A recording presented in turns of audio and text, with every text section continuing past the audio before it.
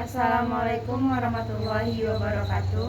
Kami dari kelompok 5 dengan saya Fadila Putri Fahmi NIM 23129155 dan teman saya Hanayatul Fundira dengan NIM 23126032 akan menyampaikan materi mengenai perkembangbiakan hewan. Berikut ulasannya. Perkembangbiakan hewan ada dua, yang pertama yaitu generatif. Perkembangbiakan dengan jenis ini akan membentuk individu baru dengan cara kawin, yaitu peleburan sel kelamin jantan dan sel kelamin betina. Generatif terbagi tiga, yang pertama yaitu vivipar atau melahirkan. Proses perkembangbiakan vivipar yaitu sel sperma membuahi sel telur yang ada di induk betina, kemudian tumbuhlah embrio, dan induk betina akan mengalami masa kehamilan yang akan menjadi bakal janin di dalam rahim induk betina. Perkembangbiakan vivipar biasanya terjadi pada hewan mamalia seperti gajah, harimau, monyet, dan lain-lain. Kemudian yaitu ovipar atau bertelur. Proses perkembangbiakan ovipar yaitu pertemuan sel kelamin jantan dan betina akan membentuk embrio di dalam cangkang telur, dan kemudian embrio akan tumbuh berada di luar induknya namun berada di dalam cangkang telur. Lalu embrio yang ada di dalam cangkang telur akan memperoleh makanan dari kuning telur yang ada di dalam telur tersebut. Lalu embrio akan terus tumbuh dan berkembang menjadi individu baru. Perkembangbiakan ovipar biasanya terjadi pada hewan reptil, sebagian bangsa serangga, sebagian bangsa ikan, dan sebagian bangsa hewan amfibi. Lalu yang terakhir, ovovivipar atau bertelur dan melahirkan. Pembuahan yang dilakukan sel kelamin jantan terhadap sel kelamin betina menghasilkan embrio di dalam tubuh sang induk. Kemudian embrio berkembang di dalam cangkang telur. Embrio tersebut akan terus berkembang, dan kemudian makanan yang diperlukan oleh bakal janin didapat dari kuning telur. Makanan yang dibutuhkan oleh bakal janin itu tidak berasal dari induknya. Saat tiba waktunya untuk dilahirkan, telur tersebut akan menetas, kemudian akan dilahirkan oleh induk betina menjadi individu yang baru. Contoh hewan yang mengalami perkembangbiakan ovovivipar yaitu ular, kadal, ikan hiu, dan ikan pari. Materi selanjutnya yaitu mengenai vegetatif. Cara vegetatif merupakan cara yang dapat dilakukan hewan dengan berkembang biak meskipun dengan cara tidak kawin. Yang pertama yaitu tunas. Tunas akan tumbuh dan juga berkembang dalam batasan ukuran tertentu. Setelah dirasa cukup dewasa, tunas yang ada pada hewan itu akan melepaskan diri dari induknya. Setelah tunas memisahkan diri dari induknya, tunas itu akan membentuk individu yang baru.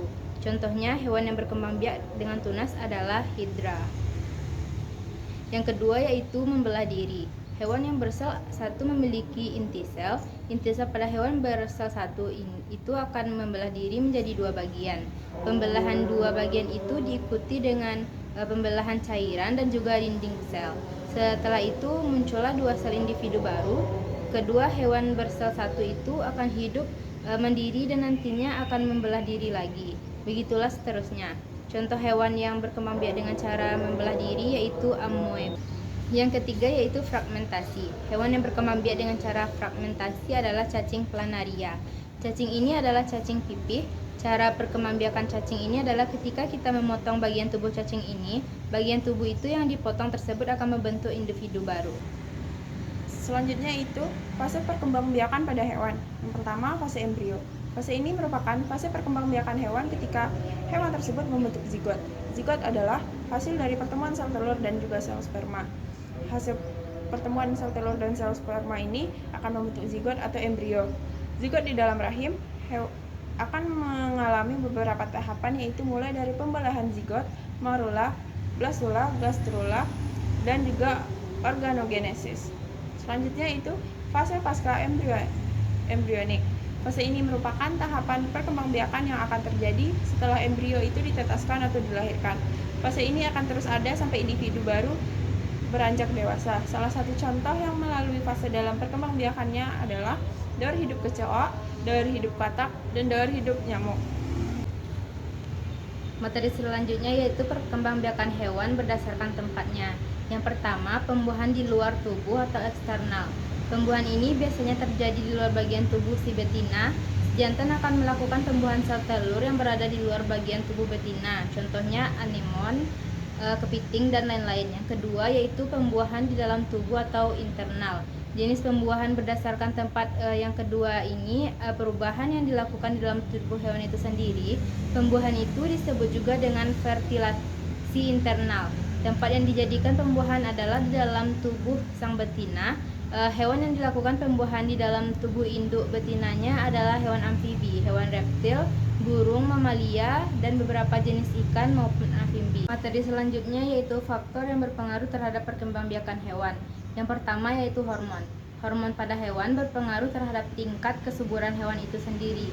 Yang kedua yaitu usia. Usia menjadi penentu efisien atau tidaknya untuk melakukan reproduksi. Yang ketiga yaitu suhu. Suhu yang kurang bisa menyebabkan hewan gagal untuk menetas. Jika gagal menetas, pertumbuhan individu baru pun tidak bisa tercapai.